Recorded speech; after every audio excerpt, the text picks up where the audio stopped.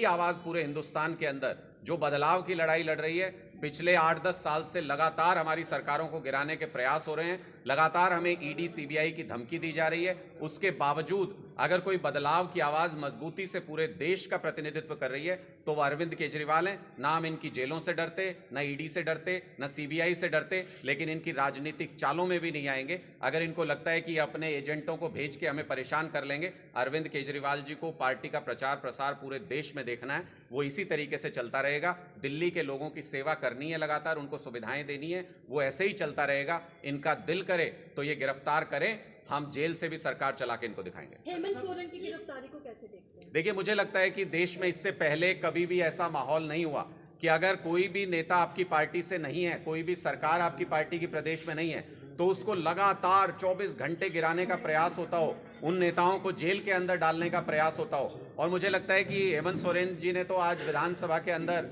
जब बहुमत साबित कर रही थी उनकी पार्टी की सरकार, तो उन्होंने खुले तौर पे कहा भी है कि अगर भारतीय जनता पार्टी के अंदर हिम्मत है तो सदन के अंदर वो कागज रख के दिखाएं जिनमें वो कह रहे हैं कि उन्होंने कोई फ्रॉड किया है या उन्होंने कोई किसी तरीके की गड़बड़ी की है। वो राजनीति छोड़ने को तैयार हैं। इतनी बड़ी चुनौती वही व्यक्ति दे सकता है जो इन लोगों का सामना कर सकता है। ये माफ़ी मांगने वाले लोग हैं, ये अंग्रेज़ों की दलाली करने वाले लोग हैं। इनसे हमारा डरना नहीं बनता, क्योंकि हम शहीद भगत सिंह जी को मानने वाले लोग हैं, हम बाबा साहब अम्बेडकर को मानने वाले। सर, जब आपके ही नेता आपके नहीं रहे तो किसके दम पर चुनाव लड़ोगे? देखिए, आम आदमी पार्टी नेताओं के दम पे नहीं चलती। नेता हमारे सिर्फ एक है, अरविंद केजरीवाल।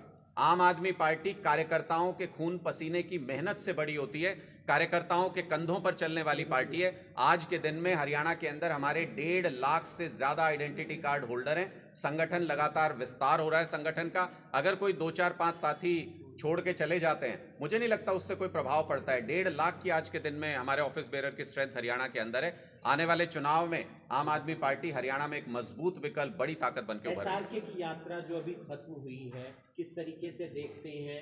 पूरा माहौल वो लोग बना रहे हैं, एक तरफ भूपेंद्र सिंह हुड्डा, दूसरी तरफ SRK। मुझे लगता है उनकी पार्टी का अंदरूनी मामला है, उनकी अंदरूनी लड़ाई में हमें क्यों शामिल करना चाहते हैं? हरियाणा में पार्टी आपकी मुख्यमंत्री ने घोषित करी पंजाब की तरह। बिल्कुल करेंगे। पंजाब में कब किया था उस समय सीमा को देखिए, हरियाणा में भी उसी समय सीमा के आसपास कर देंगे। लोकसभा का चुनाव इस बार पूरे देश के अंदर इसी बात के ऊपर होने जा रहा है कि क्या देश का लोकतंत्र खतरे में है। भारतीय जनता पार्टी जिस तरीके से तानाशाही लाना चाहती है देश में, उसके खिलाफ पूरे देश में एक माहौल बन रहा है। और ये जो इंडिया गठबंधन भी बनाया गया है, ये इसी सोच के साथ बनाया गया है कि अगर लोकतंत्र रहेगा तभी चुनाव होंगे, तभी पार्टियां रहेंगी और तभी लोगों के पास ऑप्शन होगा कि वो अच्छी और बुरी पार्टी में से, अच्छे और बुरे नेता में से किसी एक को चुन सके। अगर चुनाव ही नहीं होंगे, अगर लोकतंत्र खत्म हो जाएगा, तो वो लोगों के पास ये आज़ादी भी नहीं रहेगी। इसलिए 2024 का चुनाव लोकतंत्र और संविधान को बचाने के लिए होगा। गठबंधन नहीं है, ठगबंधन है, इस पर क्या कुछ कहेंगे? तो उनके साथ जो 34 पार्टी बैठी है वो तो ठगबंधन नहीं है, वो तो लुटेरा बंधन है। सर, राम मंदिर के बाद अब ज्ञान व्यापी और मथुरा काशी की बात की जा रही है, तो क्या लगता है राजनीतिक फायदे के लिए किया जा रहा है? नहीं, मुझे लग रहा है वो सब धार्मिक स्थलों का मामला है और जो धर्म के जानकार हैं उनको उस विषय पे लगातार काम करते रहना चाहिए। एक सवाल और है, सरकार का बड़ा विरोध हो रहा है पंजाब में। किस चीज को लेके? पानी सिद्धू गिरफ्तारी को लेकर, पानी सिद्धू की सर सरकार का पुतला भी फूक रहे हैं पंजाब में, सर माहौल भी खराब हो रहा है, मतलब क्राइम भी बहुत ज्यादा बढ़ रहा है, उसके बारे में क्या? मुझे लगता है कि उस पर डीजीपी जी ने उस पर बयान दिया है और उस पर चर्चा चल रही है। मेरे ख्याल से 1-2 दिन में स्थिति सामान्य हो जाएगी। 15 साल के बाद यूएनओ को लिस्ट भेजी जाती है, भाई हमने गरीबी रेखा से कितने लोग निकाले, 41.5 करोड़ भारत में निकाल लिए, गरीब रेखा से बाहर निकल चुके, क्या कहेंगे? अगर 41 करोड़ लोग बाहर निकल चुके हैं तो ये 80 करोड़ लोग कौन है जिनको हमको अनाज देना पड़ रहा है मुफ्त में? तो इसका मतलब सरकार आंकड़ों के साथ खिलवाड़ कर रही है। भारत में गरीबी, पॉवर्टी बढ़ती जा रही है लगातार, और इस सरकार के दौरान 10 साल के अंदर भारत पे कर्ज भी बहुत ज़्यादा बढ़ा है। आज के आप बताइएगा जी, जैसे ही शुरू करना होगा। हाँ जी,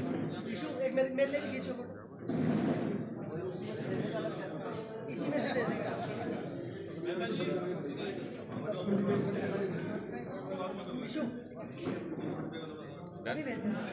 बताइए जी, शुरू करें। किन मुद्दों को लेकर आज आप प्रेस वार्ता कर रहे हैं करनाल में? आप सभी मीडिया के साथियों का बहुत बहुत स्वागत है। आज एक बेहद महत्वपूर्ण विषय पर प्रेस कॉन्फ्रेंस हम लोगों ने आयोजित की है। जैसा आप जानते हैं कि पूरे प्रदेश के अंदर युवा त्राही त्राही कर रहे हैं, युवा रोजगार के लिए भटक रहे हैं। गली गली में जिस घर में भी कोशिश करेंगे आप ढूंढने की, वहां आपको एक बेरोजगार मिल जाएगा। इसलिए युवाओं की समस्या को लेकर के हमने अलग अलग प्लेटफॉर्म पर पहले भी लगातार सरकार से ये मांग की है कि युवाओं का जो दर्द है वो बहुत ज़्यादा है, बेरोजगारी का जो दर्द है वो बहुत ज़्यादा है। इस पर सरकार राहत और मलहम लगाने की कोशिश करे, लेकिन किसी भी तरह से भारतीय जनता पार्टी की सरकार के कान पर जूं तक नहीं रहेंगी और इस वजह से हरियाणा के युवाओं को बेरोजगारी का दंश भुगतना पड़ रहा है। मैं आपकी जानकारी के लिए नंबर्स वैसे आप सब जानते हैं, लेकिन मैं फिर भी अगर दोहराऊं तो 2 लाख सरकारी नौकरी के पद आज के दिन में हरियाणा में खाली हैं। 6 जनवरी 2023 को मुख्यमंत्री मनोहर लाल खट्टर जी ने आधिकारिक तौर पर अपने ट्विटर पे भी और बयान दे के भी आधिकारिक तौर पे ये कहा था कि 2023 के अंदर हम 50,000 ग्रुप सी और डी की सरकारी नौकरियां देंगे। 2023 चला गया, मुख्यमंत्री जी को हमने पहले भी आग्रह किया था, फिर खुली चुनौती देते हैं कि आप 50,000 तो छोड़िए, अगर साल 2023 में 1,000 नौकरी भी सरकार ने दी हैं और उसकी अगर लिस्ट सार्वजनिक कर देंगे मुख्यमंत्री सरकारी नौकरियों की, तो मैं खुले प्लेटफॉर्म से माफ़ी मांगने के लिए तैयार हूं। लेकिन अगर 50,000 कह के 1,000 सरकारी नौकरी भी नहीं दे पाए तो फिर सरकार को शर्म आनी चाहिए।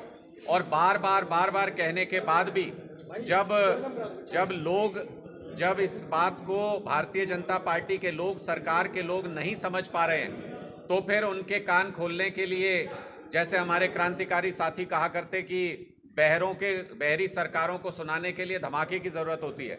और आज हम ये घोषणा करने जा रहे हैं कि अगर वो 50,000 जो मुख्यमंत्री जी ने कहा था कि नौकरी देंगे, अगर उनके बारे में अगले 24 घंटे के अंदर स्थिति स्पष्ट नहीं करते हैं तो 7 फरवरी को हम लोग मुख्यमंत्री के घर का घेराव करनाल के अंदर करने जा रहे हैं।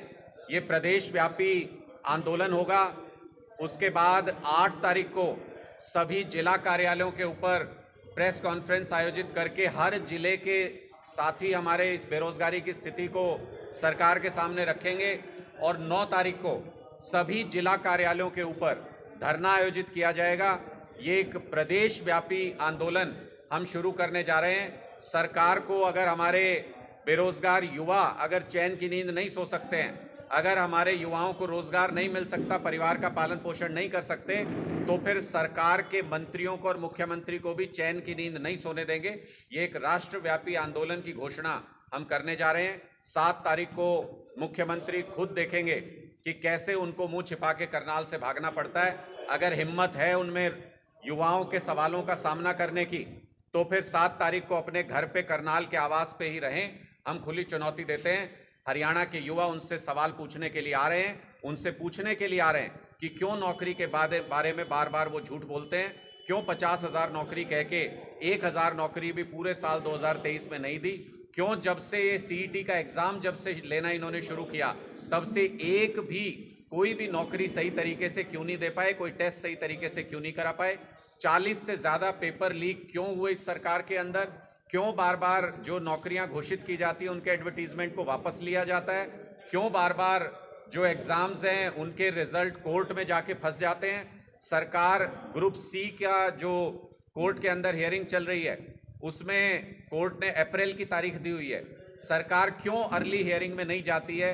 ग्रुप D की भर्ती अगर ग्रुप C से पहले करने के बारे में सोचती भी है ये सरकार, तो इसका मतलब इनको नौकरी का न भी समझ में नहीं आता है। क्योंकि अगर ग्रुप C से पहले ग्रुप D की भर्ती कर देंगे, मान लीजिए 15,000 ग्रुप D की भर्ती इन्होंने कर दी, उससे पहले जैसे ही ग्रुप C का रिजल्ट आएगा उसकी भर्तियां होंगी जो कोर्ट में अटकी हुई हैं। ये 15,000 में से 12-13,000 युवा साथी ग्रुप C में अपग्रेड हो जाएंगे, क्योंकि कॉमन एलिजिबिलिटी टेस्ट था, वही बच्चे हैं सारे।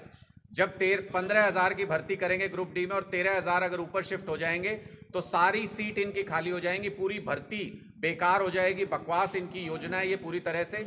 इसलिए बिना सोचे समझे जिस तरीके से सरकार युवाओं के भविष्य को दांव पर लगा रही है, उसको चैलेंज करने के लिए मैं हरियाणा के तमाम युवाओं को भी आमंत्रित करता हूं। आम आदमी पार्टी आपकी लड़ाई लड़ने के लिए तैयार है। अरविंद केजरीवाल जी ने खुले मंच से ये कहा है कि अगर बीजेपी सरकार के बस की बात नहीं है तो आम आदमी पार्टी, जैसे पंजाब के अंदर हम लगातार नौकरियां दे रहे हैं, वैसे हरियाणा में भी सरकार आते ही 2 लाख सरकारी नौकरी एक साथ देने की हिम्मत रखते हैं। इसलिए आप सब साथी भी इस आंदोलन के अंदर जुड़ें। 7 तारीख को हम मुख्यमंत्री के घर का घेराव करनाल में करने जा रहे हैं और हरियाणा के सभी युवाओं को, चाहे उन्होंने किसी तरह का कोई एग्जाम दिया हो, किसी तरह की कोई उनकी नॉलेज हो, किसी तरह का कोई उनका बैकग्राउंड हो, सभी युवाओं को हम आमंत्रित करते हैं इस आंदोलन का हिस्सा बनने के लिए। 7 तारीख को आप भी यहाँ पहुंचिए। आम आदमी पार्टी का एक-एक कार्यकर्ता भी यहाँ पहुंचेगा और मिलकर मुख्यमंत्री मनोहर लाल खट्टर से ये सवाल पूछेंगे कि युवाओं के रोजगार के बारे में उनकी सरकार ने पिछले 9 साढ़े 9 साल में कुछ क्यों नहीं किया। आपके कोई सवाल है तो आप पूछ सकते हैं। सर, सबसे बड़ा मेरा ये सवाल है, जिस तरह आप रोजगार की बात कर रहे हैं, वहीं पर केंद्र सरकार जो है अरविंद केजरीवाल जी को जेल में डालने की बात कर रही है, तो किस तरीके से, अगर मान लीजिए अगर उनको जेल में डाल दिया गया, तो आप लोग किस तरीके की रणनीति बना करके उनके लिए कामयाब हो सकते हैं? मैं आपको एक रेफरेंस के जरिए इसका जवाब देता हूं कि जब आज़ादी हमको नहीं मिली थी तो अंग्रेज भी ये सोचते थे कि शहीद भगत सिंह जी को जेल में डाल दो, फिर